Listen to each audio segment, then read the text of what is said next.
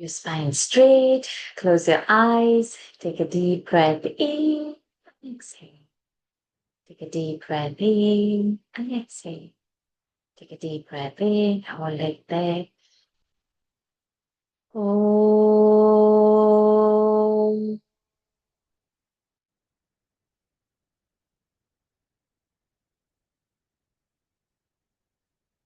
Om.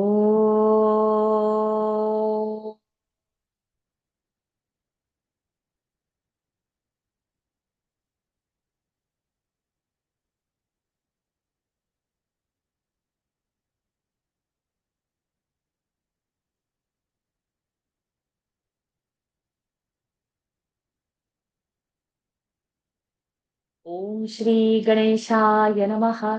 ॐ श्री सरस्वत्यै नमः। ॐ श्री गुरुभ्यो नमः।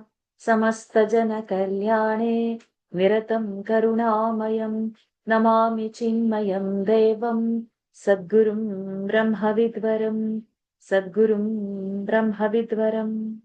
यो अन्तः प्रविश्य मम वाचमिमां प्रसुप्तां सञ्जीवयत्यखिलशक्तिधरस्वधाम्ना अन्यांश्च हस्तचरणश्रवणत्वगादीन् प्राणान्नमो भगवते पुरुषाय तुभ्यम्।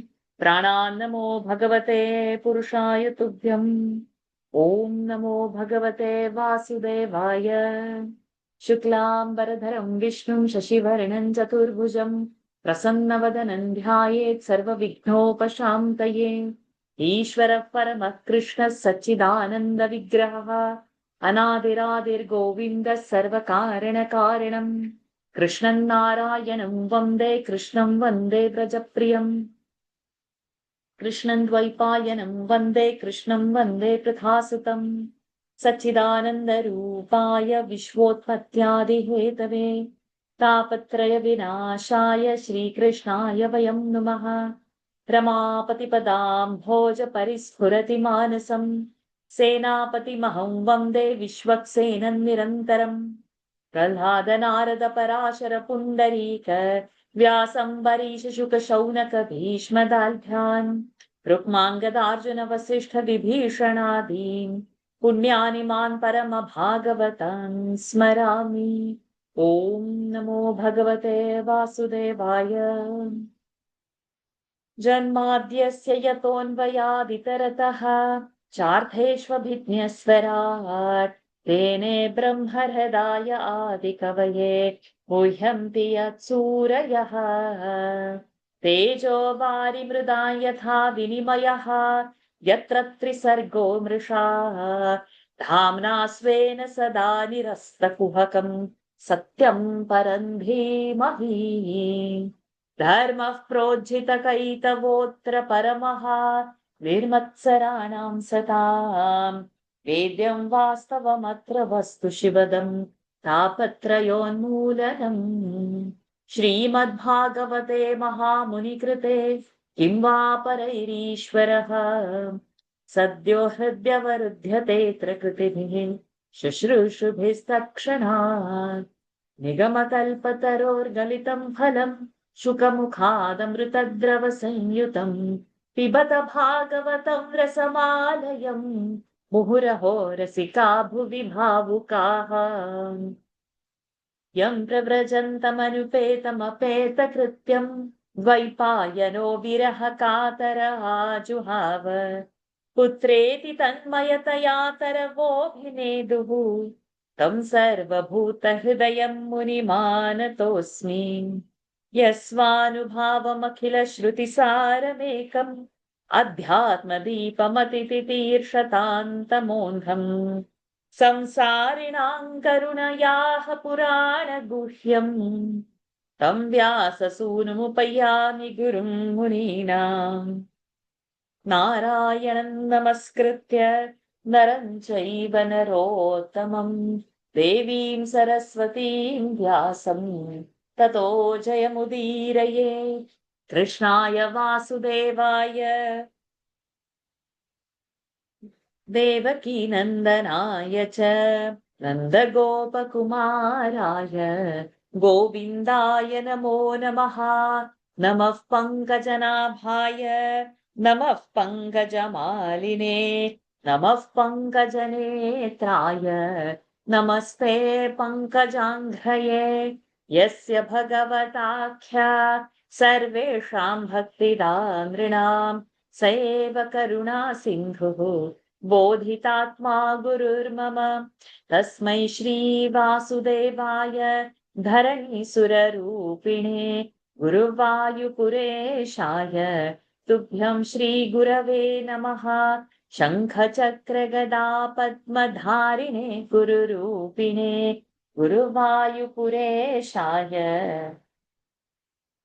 वासुदेवाय ते नमः संसारसागरे मग्नं दीनं मां करुणानिधे कर्मग्राहगृहीताङ्गं मामुद्धर भवार्णवात् श्रीमद्भागवताख्योऽयं प्रत्यक्षः कृष्ण एव हि स्वीकृतोऽसि मया नाथ मुक्त्यर्थं भवसागरे मनोरथो मदीयोऽयं सफलः सर्वथा त्वया निर्विघ्नेनैव कर्तव्यः दासोऽहं तव केशव शुकरूपप्रबोधज्ञ सर्वशास्त्रविशारद एतत्कथा प्रकाशेन मदज्ञानं विनाशय पीताम्बरं करविराजितचक्रशङ्खं कौमोदकी सरसिजं करुणासमुद्रम् राधा सहायमतिसुन्दरमन्दहासं वातालयेशमनिशं हृदि भावयामि वातालयेशमनिशं हृदि भावयामि Pranams to the Lord. Pranams to all the Mahatmas in tonight's Srimad Bhagavad Mahapuran session. After 3 months break, we are beginning. We'll just pick up from where we have left. We are in Canto 3. We have finished the first 2 chapters. Tonight we have to start with the 3rd chapter. Also, we have to do the revision of recap of Canto 2. So I'll put that in the group. And one of these days, in 1 or 2 weeks, we can plan and complete the recap of Canto 2. So let's dive into the 3rd chapter. It's a brief survey of Lord's other exploits. Those who want to volunteer, please raise hands.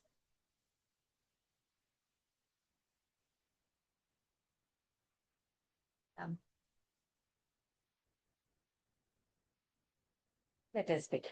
अथ तृतीयोऽध्यायः उद्धव उवाच उद्धव उवाच ततः स आगत्य पुरं सपित्रः ततः स आगत्य पुरं सपुत्रः चिकीर्षया शम्बलदेव संयुतः चिकीर्षया शम्बलदेव संयुतः निपात्य तुङ्गाद्रिपुयूथनाथम् निपात्य तुङ्गाद्रिपुयूथनाथम् हतं व्यकर्षद्व्यसुमोजसोर्व्याम् हतं व्यकर्षद्व्यसुमोजसोर्व्याम् अथ तृतीयोऽध्यायः उद्धव उवाच ततः स आगत्य पुरं सपित्रः चिकीर्षया शम्बलदेव संयुतः निपात्य तुङ्गाद्रिपुयूथनाथम् हतं व्यकर्षद्व्यसुमोजसोर्व्याम्. Very good. सान्दीपने सकृत् प्रोक्तम् सान्दीपने सकृत्प्रोक्तम् ब्रह्माधीत्य सविस्तरम् ब्रह्माधीत्य सविस्तरम् तस्मै प्रादाद्वरम् पुत्रम् तस्मै प्रादाद्वरम् पुत्रम् मृतम् पञ्चजनोदरात् मृतम् पञ्चजनोदरात् सान्दीपने सकृत्प्रोक्तम् ब्रह्माधीत्य सविस्तरम् तस्मै प्रादाद्वरम् पुत्रम् मृतम् पञ्चजनोदरात्. Good. समाहुता भीष्मककन्यया ये समाहुता भीष्मककन्यया ये श्रियः सवर्णेन बुभूषयैषाम् श्रियः सवर्णेन बुभूषयैषाम् गान्धर्ववृत्त्यामिषतां स्वभागम् गान्धर्ववृत्त्यामिषतां स्वभागम् जर्हे पदं मूर्ध्नि दधत्सु पर्णः यस्वे पदं मूर्ध्निस्तधत्सु पर्णः समाहुता भीष्मककन्यया ते श्रियः सवर्णेन बुभूषयैषाम् गान्धर्ववृत्त्यामिषता स्वभागम् जस्वे पदं मूर्ध्नितधत्सु पर्णः ककुत्मतो विद्धनसोदमित्वा अकुत्मतो विद्धनसोदमित्वा स्वयंवरे नाग्नजितीमुवाह स्वयंवरे नाग्नजितीमुवाह तद्भग्नमानानपि गृध्यतोऽज्ञान् तद्भग्नमानानपि गृध्यतोऽज्ञा जघ्ने क्षतः शस्त्रभृतः स्वशस्त्रैः जघ्ने क्षतः शस्त्रभृतः स्वशस्त्रैः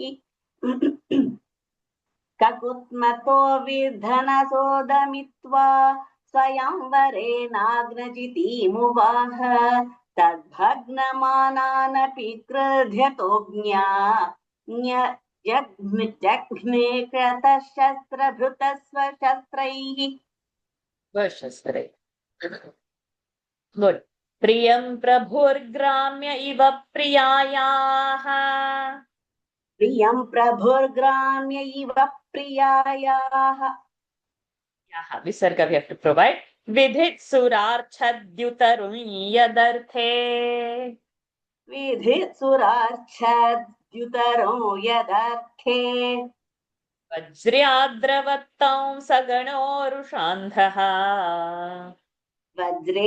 वज्रेयाद्रवत्तं वज्र्या not Vajre वज्र्या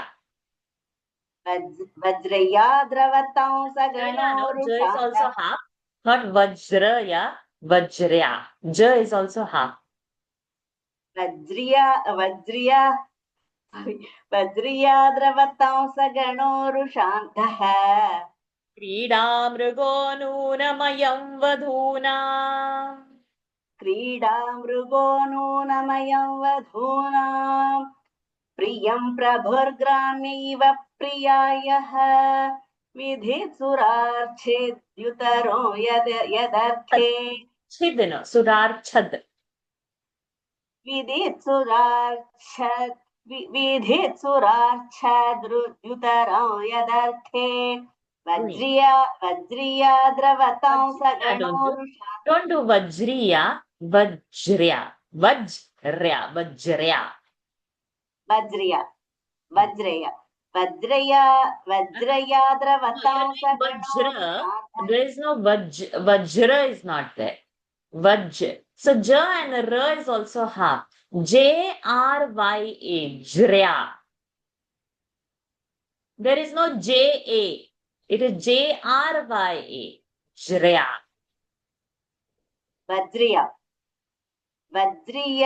वज्रियाद्रवतं सगणोरुषान्धः क्रीडामृगो नूनमयं वधूनाम् good sutam mrudhe khawasvam sute mrudhe vapushagrasantam सुतं मृधेखं वपुषाग्रसन्तम्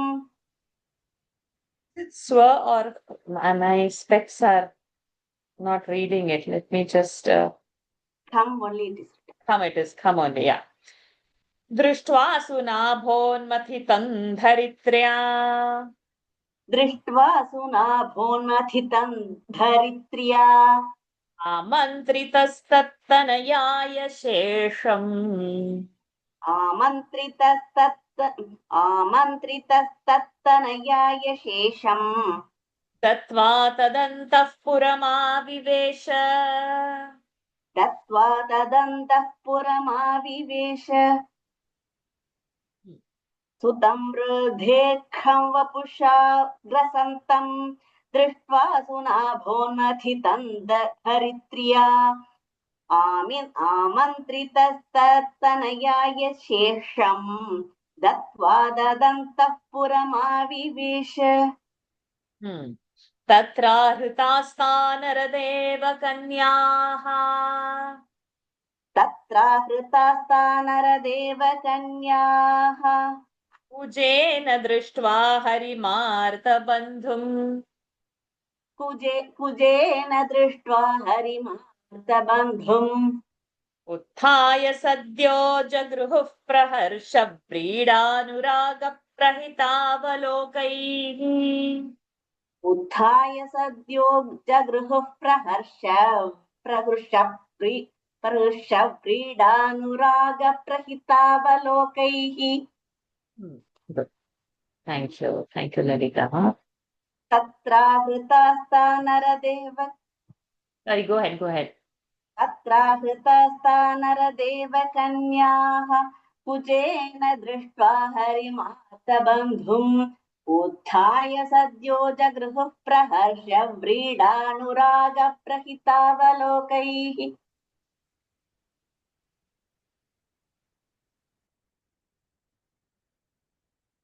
So Uddhava continued. Then, in order to afford delight to his parents, Vasudeva and Devaki, the Lord returned to the city of Mathura, accompanied by Baladev, his elder half-brother.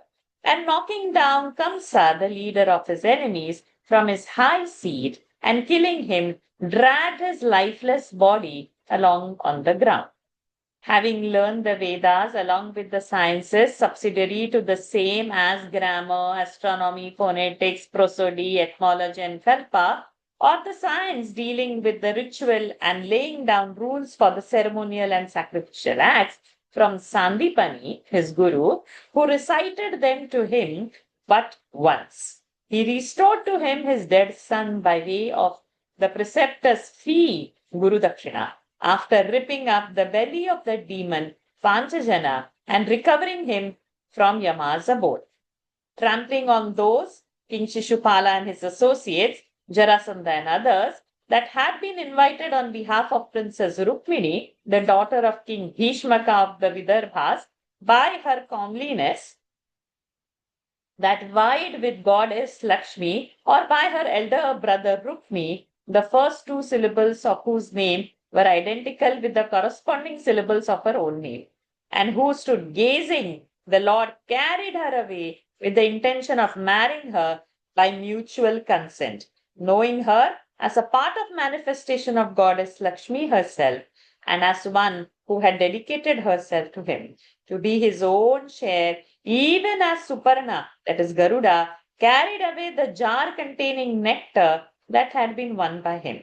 Having synchronously tamed as many as 7 bulls whose nostrils had not been bored through, he married Princess Satya, the daughter of King Nagnajit, at an assembly of suitors called for the election of a husband by the princess. But when the other assembled princes, who were foolish enough to retain a passion for her, even though their pride had been curbed by his superhuman feat, took up arms to contend with him, he disposed of them with his own divine weapons, himself remaining unscathed. Like a hen-pecked husband, the Almighty Lord took away from Indra's paradise the celestial tree of Parijata for his favorite consort Satyabhama in order to please her. And on this account, Indra, the wielder of a thunderbolt, blind with rage, pursued him with his bodyguards, consisting of 49 winged gods. For Indra is indeed a toy in the hands of his wife. Seeing her son, the demon Naraka, who seemed to swallow the sky with his gigantic body, killed by the Lord's discus, Sudarshana, goddess Earth prayed to him for mercy. When the Lord bestowed on the deceased son, Bhagadatta, the portion of his kingdom that had not been annexed, and entered the gynecium in Naraka's palace. Seeing Sri Hari, the befriender of the afflicted, the princes, numbering not less than 16,000, that had been kidnapped and imprisoned by Naraka, the son of goddess Earth, sprang on their feet and at once accepted him as their husband through glances that betrayed their excessive joy, bashfulness, and love. So, a big summary of Lord's exploit we have seen.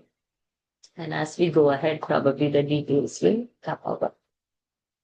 Uddhav उवाच ततः स आगत्य पुरं स्वपित्रः चिकीर्षया शम्बलदेव संयुतः निपात्य तुङ्गाद्रिपुयूथनाथं हतं व्यकर्षव्यसुमोजसोर्व्यां सान्दीपने सकृत् प्रोक्तं ब्रह्माधीत्य सविस्तरं तस्मै प्रादाद्वरं पुत्रं वृतं पञ्चजनोदरात् समाहुता भीष्मककन्ययाये श्रियस्सवर्णेन बुभूषयैषा गान्धर्ववृत्त्यामिषतां स्वभागं जर्हे पदं मूर्ध्नि दधत्सु पर्णः ककुत्मतो विघ्नसोदमित्वा स्वयं परेणाग्नजितीमुवाह तद्भग्नमानानपि गृध्यतोऽज्ञान् जग्ने क्षतः शस्त्रभृतस्वशस्त्रैः प्रियं प्रभुर्गराम्य इव प्रियायाः विधित्सुरार्च्छत्युतरुय्यदर्थे वज्र्याद्रवत्तं स गणोरुषाम्भः क्रीडामृगो नूनमयं वधूनां सुतं मृधेखं वपुषाग्रसन्तं दृष्ट्वा सुनाभोन्मथितं धरित्र्या आमन्त्रितस्तत्तनयाय शेषं दत्त्वा तदन्तः पुरमाविवेश तत्राहृतास्तानरदेवकन्याः कुचेन दृष्ट्वा हरिमार्तबन्धुः उत्थाय सद्यो जगृहुः प्रहर्ष व्रीडानुरागप्रहिताव लोकैः. Let's do the next 7 mantras. Rajama, sorry, I should have called you first, but now you can join the next 7. Or even till that 15, so that paragraph is complete. आसां मुहूर्त एकस्मिन् आसां मुहूर्त एकस्मिन् नानागारेषु योषिताम् नानागारेषु योषितां सविधं जगृहे पाणिम् सविधिं जगृहे पाणि अनुरूपस्वमायया अनुरूपस्वमायया आस्वपत्यान्यजनयदात्मनि तान्वपत्यान्यजनयादा स्वपत्यान्यजनयदात्मनि जनयत् 1 minute. 1, 2, 3, 4, 5, 6, 7. तास्वपत्यान्यजनयत् जनयत् the ending, sorry. Okay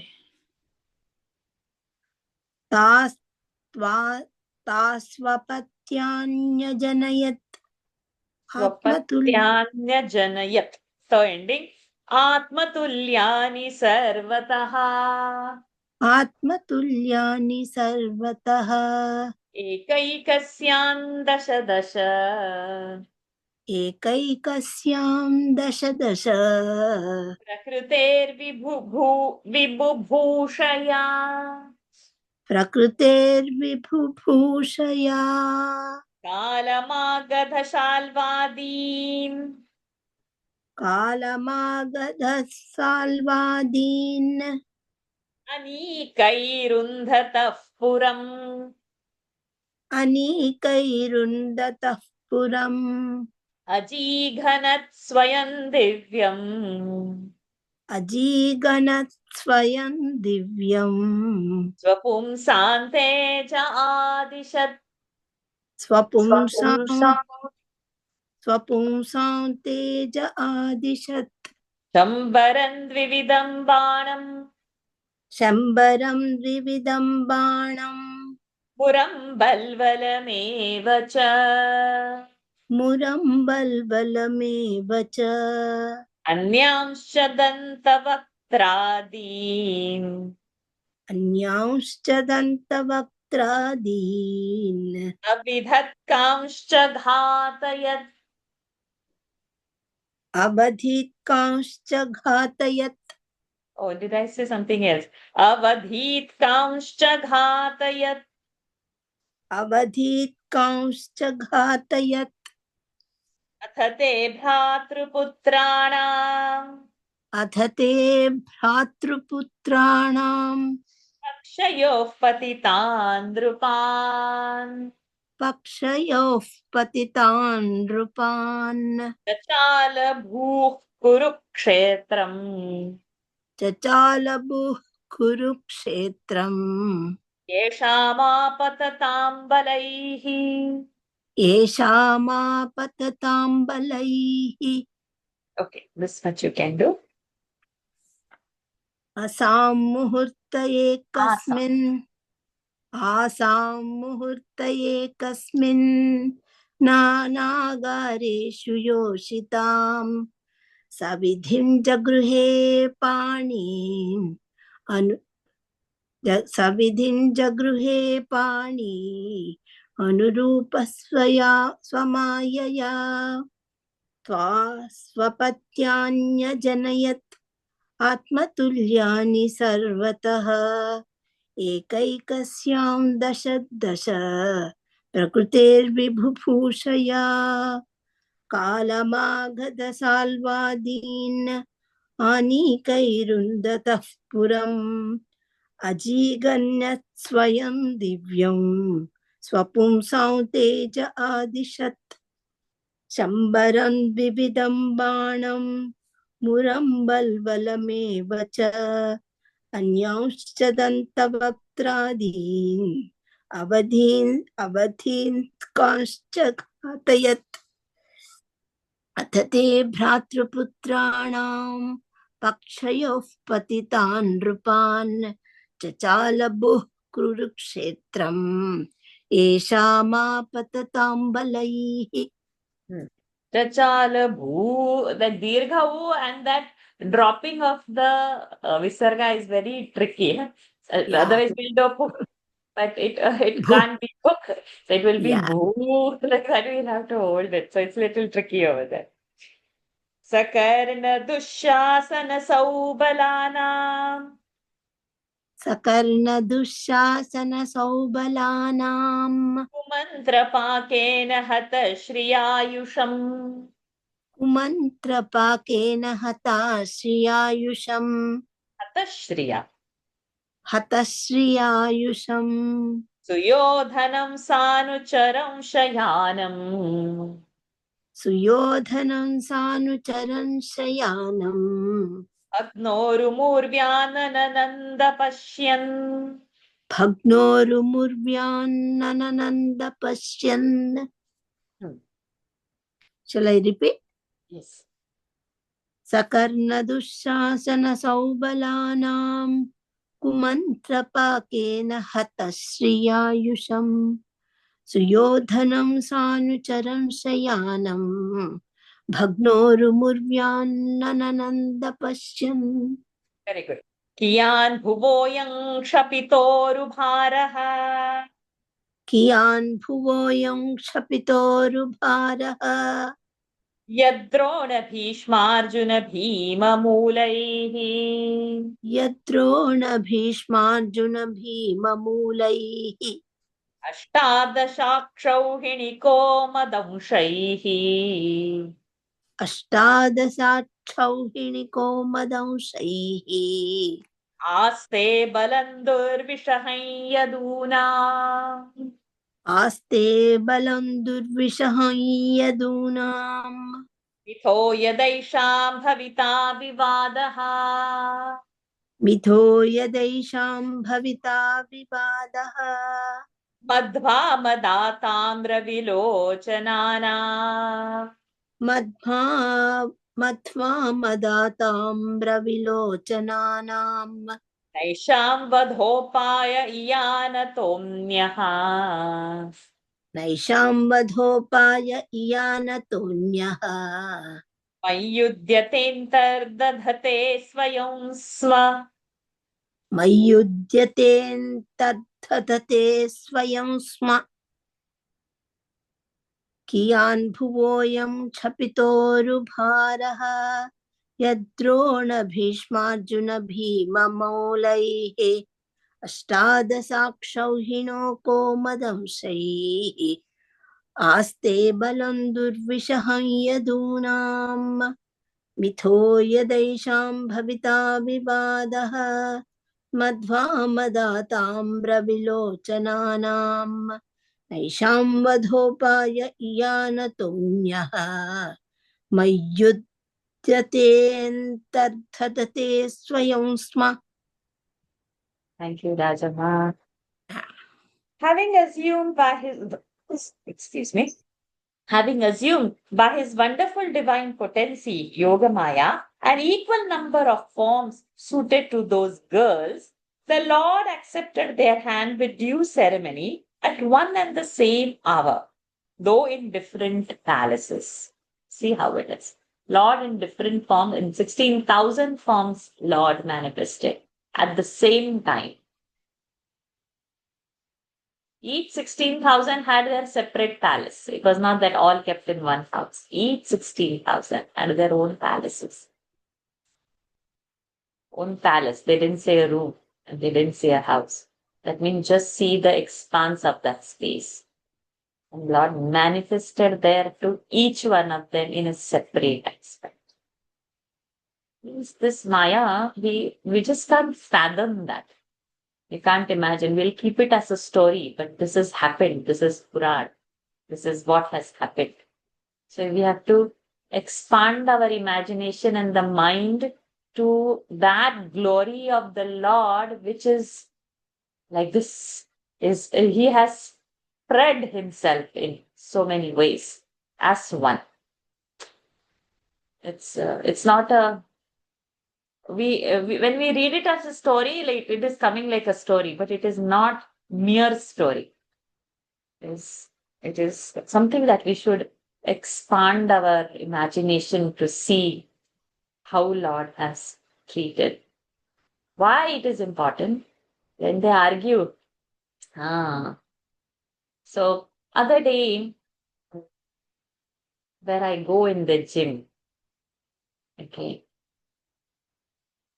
one of the guy, he's a Christian. So he said one sentence.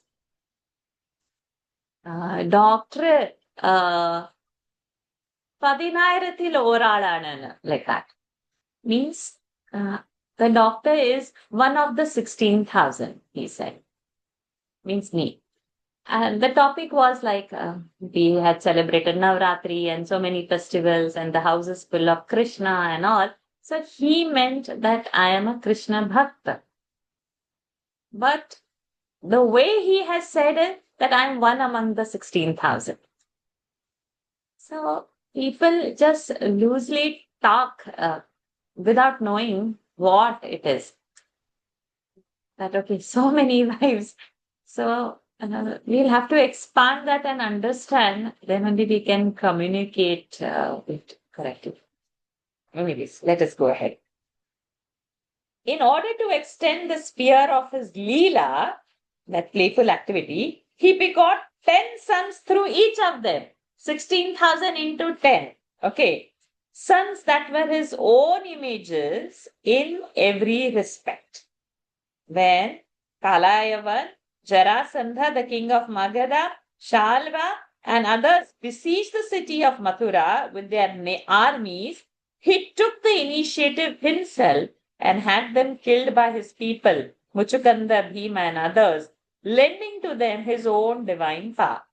Of the demons, Shambara, Bana, Mura, and Balvala, Vividha, the monkey chief, and other warriors like Dantavatra, some he disposed of himself, while others he caused to be dispatched by Balarama, Pradyumna, and so on. Thereafter, he brought about the destruction of monarchs who had joined the sides of your nephews, the sons of Dhritarashtra and Pandu, and who have made the entire globe rock as they marched to Kurukshetra, the scene of the Mahabharata war, with their names. Nay, he did not rejoice, was not satisfied. Even when he saw Suyodhan, an euphemism of Duryodhana, with his satellites lying prostrate on the battlefield, his thighs broken by the blow of Bhima's mace, Suyodhana, who had lost his fortune as well as his life as an outcome of the wicked counsel of Karna, Dushasana, his younger brother, and Shakuni, the son of Subala.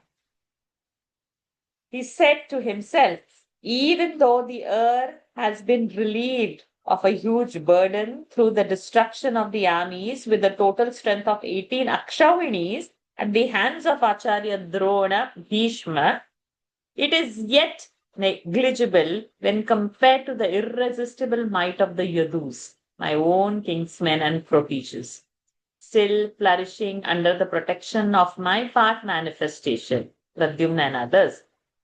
Drunk with wine, when they quarrel among themselves, the eyes suffused with blood, that will be the only way of exterminating them and no other. As a matter of fact, they will disappear as soon as I get ready to depart for my eternal abode.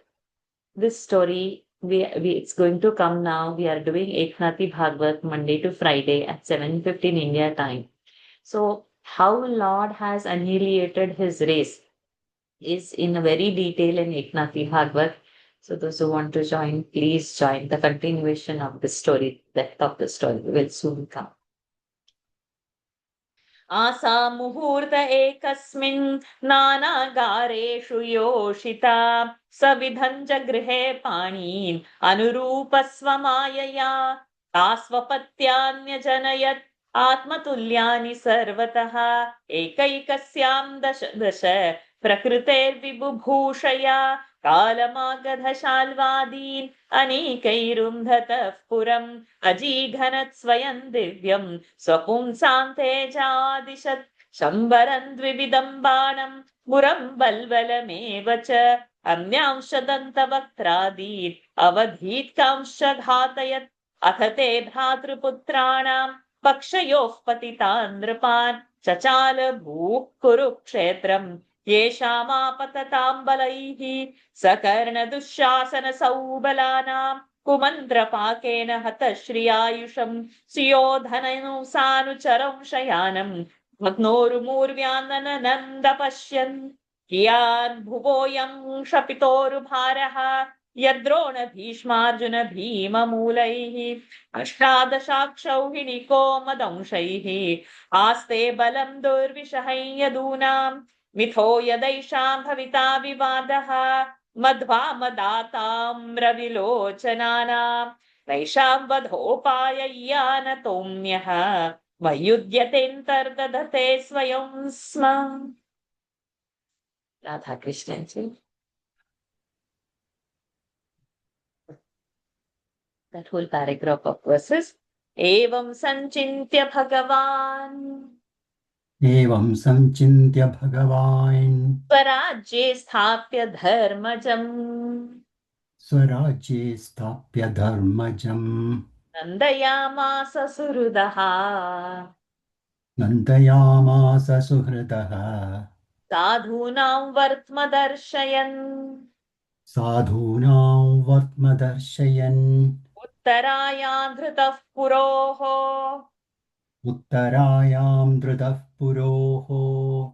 वंशः साध्वभिमन्युना.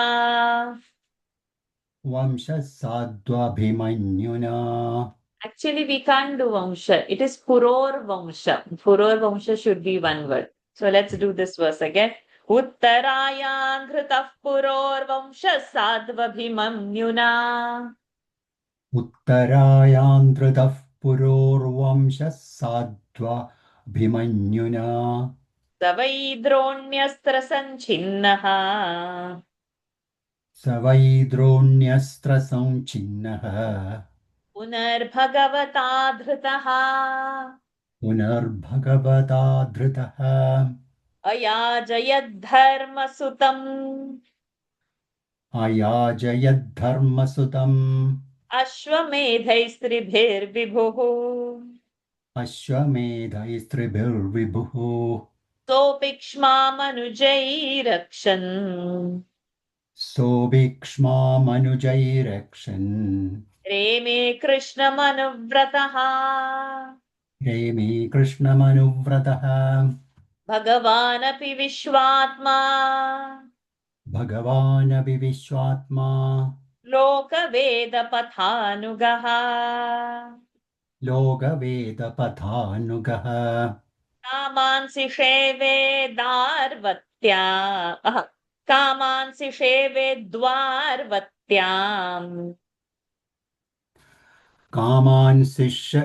कामांसि सेवे द्वार्वत्याम् असक्तः साङ्ख्यमास्थितः असक्तः साङ्ख्यमास्थितः स्निग्धस्मितावलोकेन स्निग्धस्मितावलोकेन वाचा पीयूषकल्पया वाजा पीयूषकल्पया चरित्रेणानवद्येन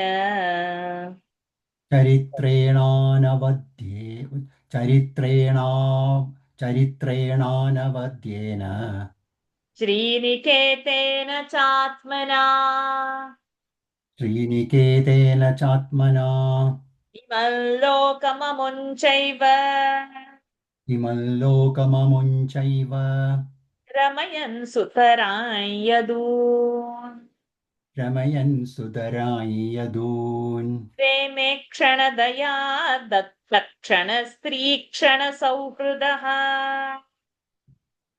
रेमे क्षणदया दत्तक्षणस्त्रीक्षणसौहृदः तस्यैवं रममाणस्य तस्यैवं रममाणस्य संवत्सरगणान् बहून् संवत्सरगणान् बहून् गृहमेधेषु योगेषु गृहमेधेषु योगेषु विरागः समजायत विरागः समजायत दैवाधीनेषु कामेषु दैवाधीनेषु कामेषु दैवाधीनः स्वयं पुमान् दैवाधीनः स्वयं पुमान् को विस्रम्भेत योगेन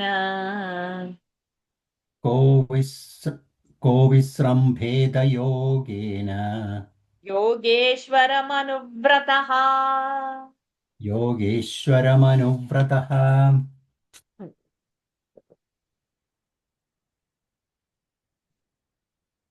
एवं सञ्चिन्त्य भगवान् स्वराज्ये स्थाप्य धर्मजम् नन्तयामास सुहृदः साधूनां वर्त्मदर्शयन् उत्तरायां धृतपुरोर्वंशः स्वाध्वभिमन्युना स वै द्रोण्यस्त्रसिं स वै द्रोण्यसंस्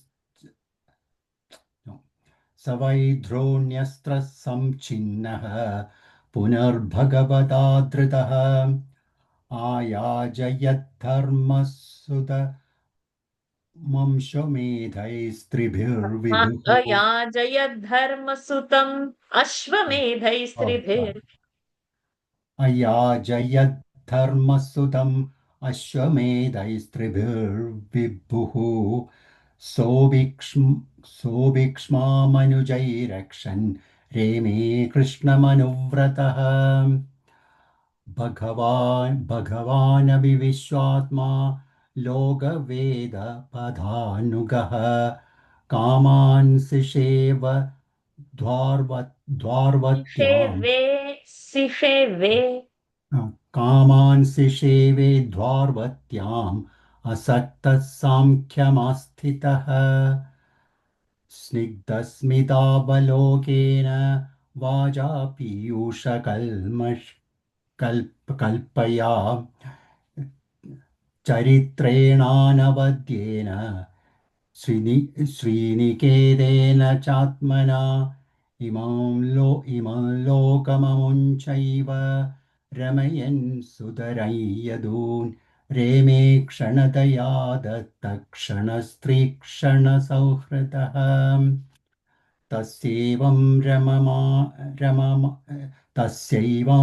रममाणस्य संवत्सरगणान् बहून् गृहमेधेषु योगेषु विरागः समजायत दैवाधीनेषु कामेषु दैवाधीन स्वयं पुमान् को विस्रम्भेद योगेन योगेश्वरमनुव्रतः. Thank you, Radha Krishnan. Pondering thus, the Lord securely placed King Yudhishthira, the son of Dharma, on his ancestral throne and brought delight to his near and dear ones by showing them the way of righteous by his own example.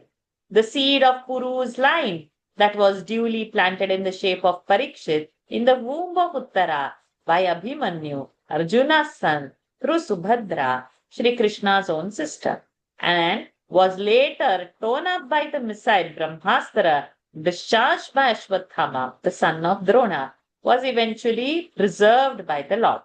The Almighty Lord persuaded Yudhishthira to perform no less than 3 Ashwamedhas, and the emperor too, devoted as he was to Shri Krishna, led a happy life, protecting the earth with the help of his younger brothers Bhima and Arth. The Lord as well, who is the soul of the universe, enjoyed the pleasures of life at Dwaraka, keeping to the path chalked out by the Vedas and Smritis, and remaining unattached to those pleasures in conformity with the spirit of Sankhya Yoga, according to which it is matter in the form of the senses that reacts on matter in the form of their objects, the spirit ever remaining aloof as witness. Delighting this as well as the other world, heaven, and the Yadus in particular, by his endearing smiles and loving glances, his words sweet as nectar, his irreproachable conduct, and his person, which was the abode of all charm and splendor, he reveled by night with his consorts, affording them the pleasure of his company and showing them momentary affection. As he thus enjoyed life for many years, he felt an aversion for the performance of religious duties, binding on a householder and conducive to the pleasures of sense. What man, then, who is the power of providence and who seeks to please Shri Krishna, the master of yogas, through the practice of devotion, would set his heart on the pleasures of sense which are in the gift of providence. एवं संचिन्त्य भगवान् स्वराज्ये स्थाप्य धर्मजं नन्दयामास सुहृदः साधूनां वर्त्मदर्शयन् उत्तरायान्धृतः पुरोर्वंशं साध्वभिमन्युना स वै द्रोण्यस्त्र संचिन्नः पुनर्भगवता धृतः अयाजयद्धर्मसुतम् अश्वमेधैस्त्रिभिर्विभुः सोऽपिक्ष्मामनुजैरक्षन् रेमे कृष्णमनुव्रतः भगवानपि विश्वात्मा लोकवेदपथानुगः कामांसि शेवेद्वार्वत्याम् प्रसक्तः साङ्ख्यमास्थितः स्निग्धस्मितावलोकेन वाचा पीयूषकल्पया चरित्रेणानवद्येन श्रीनिकेतेन चात्मना इमल्लोकममुञ्चैव रमयन् सुतरां यदून् रेमे क्षणदया दत्तक्षणस्त्रीक्षणसौहृदः तस्यैवं रममाणस्य संवत्सरगणान् बहून् ग्रहमेधेषु योगेषु विरागः समजायत दैवाधीनेषु कामेषु दैवाधीन स्वयं पुमान् को विस्रम्भेत योगेन योगेश्वरमनुव्रतः. सजीव जी.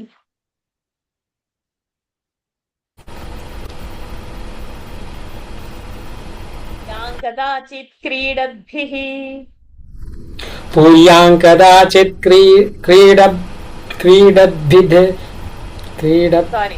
क्रीडद्भिः क्रीडद्भिः पुर्यां कदाचित् क्रीडद्भिः पुर्यां कदाचित् क्रीडद्भिः यदुभोजकुमारकैः यदुभोजकुमारकैः कोपिता मुनयः शेपुः कोपिता मुनयः शेपुः भगवन्मतकोविदाः भगवन्मतकोविदाः ततः कतिपयैर्मासैः ततः कतिपयैर्मासैः वृष्णिभोजान्धकादयः वृष्णिभोजान्धकादयः ययुप्रभासं संहृष्टाः प्रोवैड् विसर्ग ययुः प्रभासं संहृष्टाः रथैर्देव विमोहिताः रथैर्देव विमोहिताः तत्र स्नात्वा पितॄन् देवान् तत्र स्नात्वा पितॄन् देवान् ऋषींश्चैव तदम्भसा ऋषींश्चैव तदम्भसा तर्पयित्वाथ विप्रेभ्यः तर्पयित्वाथ विप्रेभ्यः गावो बहुगुणा ददुः गावो बहुगुणा ददुः हिरण्यं रजतं शय्याम् हिरण्यं रजतं शय्याम्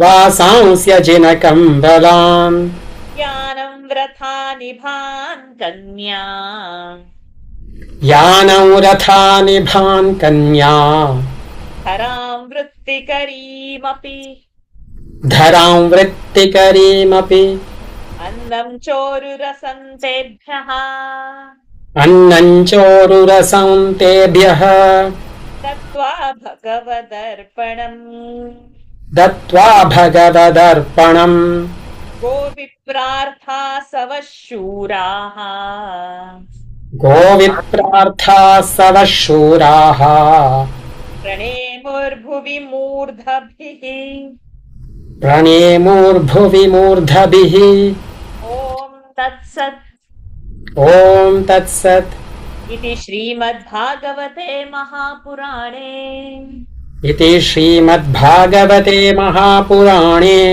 पारमहंस्यां पारमहंस्यां संहितायां तृतीयस्कन्धे तृतीयस्कन्धे विदुरोद्धवसंवादे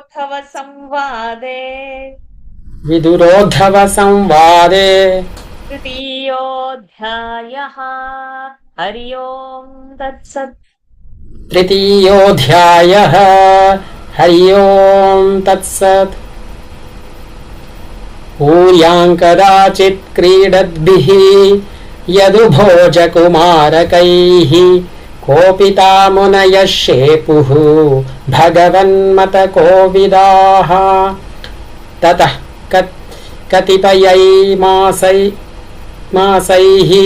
वृष्णिभोजान्धकादयः ययुः प्रभासं संहृष्टाः रथैर्देव विमोहिताः तत्र स्नात्वा पितॄन् देवान् ऋषींश्चैव तदम्भसा तर्पयित्वाथ विप्रेभ्यः गावो बहुगुणा ददुः हिरण्यं रजतं शय्यां वासांस्य जिनकम्बलान् यानं रथानिभान् कन्या धरां वृत्तिकरीमपि अन्नं चोरुरसं तेभ्यः दत्त्वा भगवदर्पणम् गोविप्रार्था सवः शूराः प्रणेमुर्भुवि मूर्धभिः ॐ तत्सत् इति श्रीमद्भागवते महापुराणे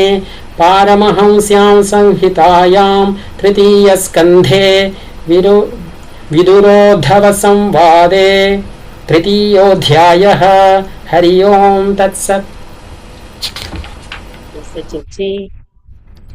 Once, when the youths of the Yadus and Bhojas were playing in the city of Dwaraka, they offended some sages, who in their turn pronounced a curse on the boys, knowing as they did the intention of the Lord, who was bent upon the destruction of the Yadus. Some months after that incident, the Vrishnis, the Bhojas, the Andhakas, and others drove in their chariots to Prabhasa, a sacred spot on the seaside. With great joy, deluded as they were by the will of Sri Krishna. Having bathed there and propitiated the mains, gods, and rishis by offering them handfuls of water taken from that place, they gifted cows possessing many good qualities to Brahmanas. They further gave away to them gold, silver, beds, wearing apparel, deerskin, blankets, palanquins, chariots, elephants, unmarried girls, plots of land as means of subsistence, and foods containing a variety of tastes in a spirit of the dedication to the Lord. And then those valiant men who lived for the sake of cows and the Brahmanas alone bowed to them with their heads touching the ground. Thus ends the third discourse in the book 3, consisting of the dialogue between Vidura and Uddhava of the great and glorious Bhagavad Purana, otherwise known as the Paramahamsa Samhita.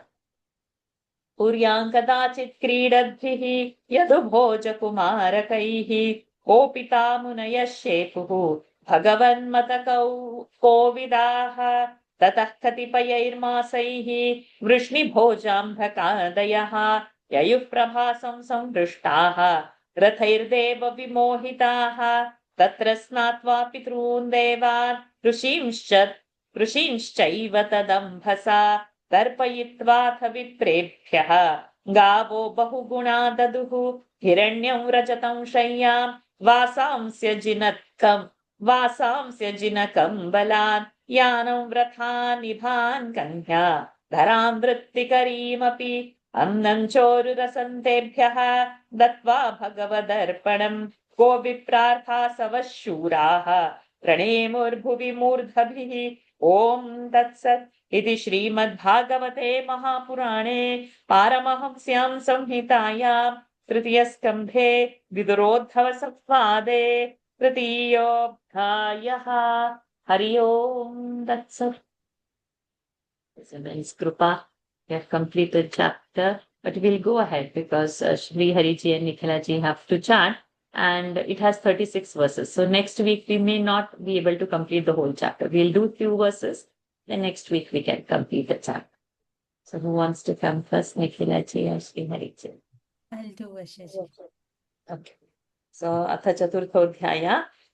In this, as directed by Uddhava, Vidura calls on the sage Maitreya. Okay. Uddhav उवाच उद्धव उवाच अथ ते तदनुज्ञाता अथ ते तदनुज्ञाता त्वा पीत्वा च वारुणीम् उक्त्वा पीत्वा च वारुणीम् तया विभ्रंशितज्ञानाः तया विभ्रंशिता ज्ञानाः तज्ज्ञानाः दुरुक्तैर्मर्मपस्पृशुः दुरुक्तैर्मर्मपस्पृशुः तेषां तेषां मैरेयदोषेण विषमीकृतचेतसाम् विषमीकृतचेतसाम् निम्लोचतिरवावासीत्. So ending. निम्लोचतिरवावासीत् वेणूनामिव मर्दनम् वेणूनामिव मर्दनम् भगवान् स्वात्ममायायाः भगवान् स्वात्ममायायाः गतिं तामवलोक्य सः गतिं तावमलोक्य सः सरस्वतीमुपस्पृश्य सरस्वतीमुपस्पृश्य वृक्षमूलमुपाविशत् वृक्षमूलमुपाविशत् अहं चोक्तो भगवता अहं चोक्तो भगवता प्रपन्नार्तिहरेणः प्रपन्नार्तिहरेणः पदरीं त्वं प्रयाहीते बदरीन् त्वं प्रयाहीति स्वकुलं सञ्जिहीर्षुणा स्वकुलं सञ्जिहेषुण अथापि तदभिप्रेतम् अथापि तदभिप्रेतम् जानन्नहमरिन्दमा जानन्नहमरिन्दमा पृष्ठतोऽन्वगमं भर्तुः पृष्ठतोऽन्वगमं भर्तुः भर्तुः पृष्ठतोऽन्वगमं भर्तुः पादविश्लेषणाक्षमः पादविश्लेषणाक्षमः Okay, you can do these 5 and then Sri Hariji will do the next 5. Uddhav उवाच अथ ते तदनुज्ञाता भुक्त्वा पीत्वा च वारुणीं तया विभ्रंशितज्ञानाः दुरुक्तैर्मर्मपस्पृशुः तेषां मैरेयदोषेण विषमीकृतचेतसां निम्लोचति स्वभाव निम्लोचतिरवावासीत् वेणूनामिव मर्दनम् भगवान् स्वमात्मयायाः Bhagavan भगवान् स्वात्मया भगवान् स्वात्ममायायाः गतिं तामवलोकय गतिं तामवलोक्य सः सरस्वतीमुपस्पृश्य वृक्षमूलमुपाविशत् अहं चोक्तो भगवता प्रपन्नार्तिहरेणः बदरीं त्वं प्रयाहीति स्वकुलं सञ्जिहेषुणा अथापि तदभिप्रेतं जानन्नहमरिन्दमा पृष्ठतोन्वगमं भर्तुः पादविश्लेषण पादविश्लेषणाश्मः पादविश्लेषणाक्षमः पादविश्लेषणाक्षमः Good. You can continue, Sri Hariji. अद्राक्षमेकमासीनम् अद्राक्षमेकमासीनम् विचिन्वन्दयितं पतिम् विचिन्वन्दयितं पतिम् श्रीनिकेतं सरस्वत्याम् श्रीनिकेतं सरस्वत्याम् कृतकेतमकेतनम्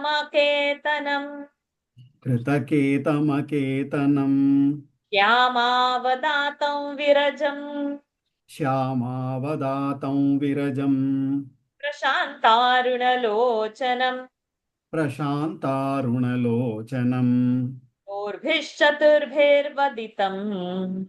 दोर्भिश्चतुर्भिर्विदितम् Oh, I said vaditam. दोर्भिश्चतुर्भिर्विदितम् पीतकौशाम्बरेण च पीतकौशाम्बरेण च वामऊरावधिश्रित्य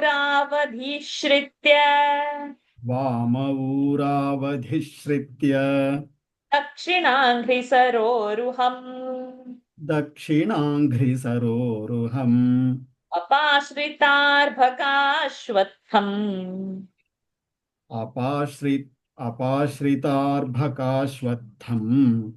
अकृशन्त्यक्तपिप्पलम्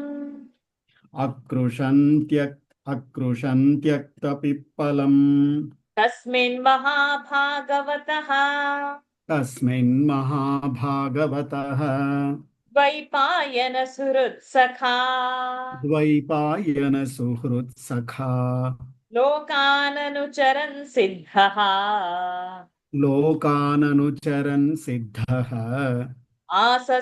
आससादयदृच्छया तस्यानुरक्तस्य मुनेर्मुकुन्दः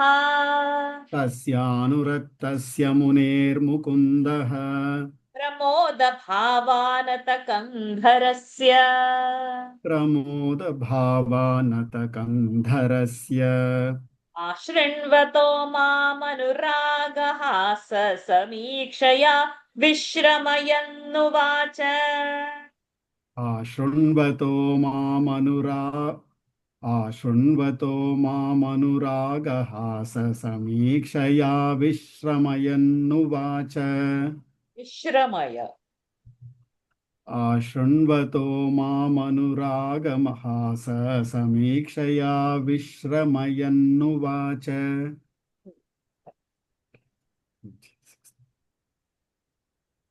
अद्राक्षमेकमासीनं विचिन्वन्तयितं पतिं श्रीनिकेतं सरस्वत्यां कृतकेतमकेतनं श्यामावदातं विरजं प्रशान्तारुणलोचनं दोर्भिश्चतुर्भिर्विदितं पीतकौशाम्बरेण च वामवूरावधिश्रित्य दक्षिणाङ्घ्रिसरोरुहम् आपाश्रितार्भकाश्वत्थम् अकृशन्त्यक्तपिप्पलम् तस्मिन्महाभागवतः द्वैपायनसुहृत्सखा लोकाननुचरन् सिद्धः आससादयदृच्छया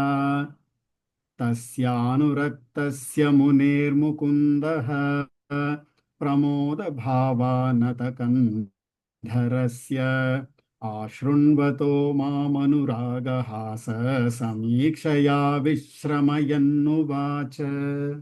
Excellent. Thank you, Sri Hari Ji, Nekalaji.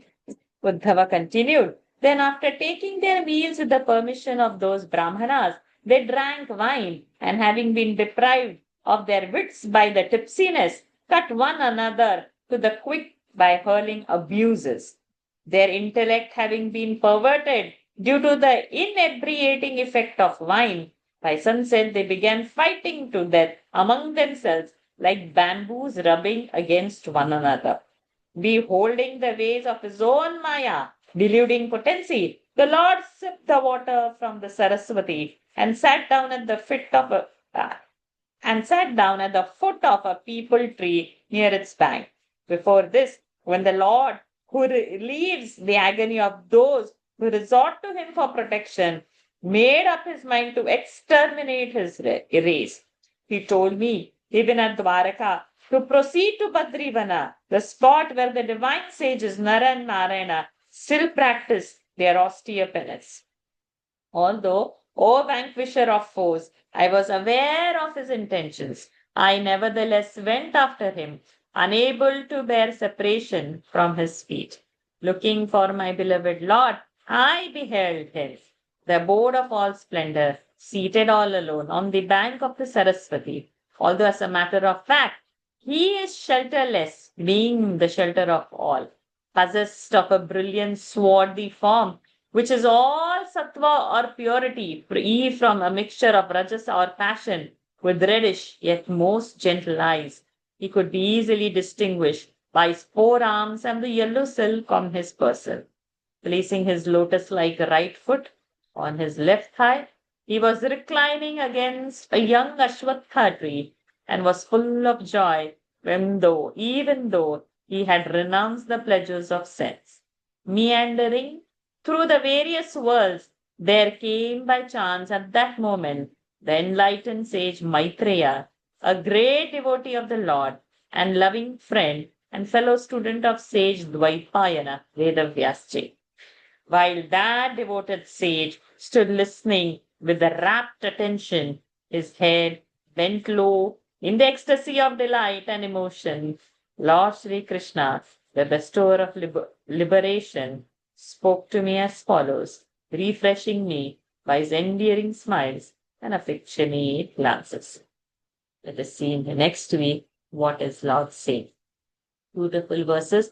All this description is very good in Eknathi Bhagavad. Do join Monday to Thursday for how this Prabhasa situation came, how the race was annihilated. Very beautiful. Because it's in the 11th canto. We are in the 3rd canto. 11th canto to reach will take few years. But 11th canto is having now from Monday to Thursday. Every day we are doing from Monday to Thursday. So please join for that. It's beautiful. Uddhav उवाच अहते तदनुज्ञाता भुक्त्वा पीत्वा च वारुणीं तया विभ्रंशितज्ञानाः दुरुक्तैर्मर्मपस्पृशुः तेषां मैरेयदोषेण विषमीकृतचेतसा निम्लोचतिरवासीत् वेणूनामिव मर्दनम् भगवान् स्वात्ममायायाः गतिं तामवलोक्य सः सरस्वतीमुपस्पृश्य वृक्षमूलमुपाविशत् अहं चोक्तो भगवता प्रपन्नार्तिहरेणः बदरीं त्वं प्रयाहीति स्वकुलं सञ्जिहीर्षुणा अथापि तदभिप्रेतं जानन्नहमरिन्दम पृष्ठतोऽन्वगमं भर्तुः पादविश्लेषणाक्षमः अद्राक्षमेकमासीनं विचिन्वन्तैतं पतिं श्रीनिकेतं सरस्वत्या कृतकेतमकेतनं श्यामावतातं विरजं प्रशान्तारुणलोचनं दोर्भिश्चतुर्भिर्विदितं पीतकौशाम्बरेण च वामौरावधीश्रित्य दक्षिणाङ्घ्रिसरोरुहम् अपाश्रितार्भकाश्वत्थम् अकृशं त्यक्तपिप्पलम् तस्मिन् महाभागवतः द्वैपायन सुहृत्सखा लोकाननुचरं सिद्धः आससादयदृच्छया तस्यानुरक्तस्य मुनेर्मुकुन्दः प्रमोदभावानतकं धरस्य आशृण्वतो मामनुरागः समीक्षया विश्रमयन्नुवाच. Let us pause over here and join the daily Gita. It can't be delayed. In Singapore, it's already 10:50 in the night. Om Purnamadah Purnamidam Purnat Purnamudachyate Purnasya Purnamadahya Purnamevavashishyate. Om Shanti Shanti Shanti. Harihi Om Shri Gurubhyo Namaha. Harihi Om Shri Krishnarpanamastu. Everyone, thank you for joining. So next week we'll complete this chapter 4, and jump into chapter 5 and try to do maximum verses, because chapter 5 has 50 verses. So if we do maximum, then in the following class we can complete. So thank you. Hari Om. Hari Om. Thank you so much. Thank you. Hari Om. Hari Om. Hari Om.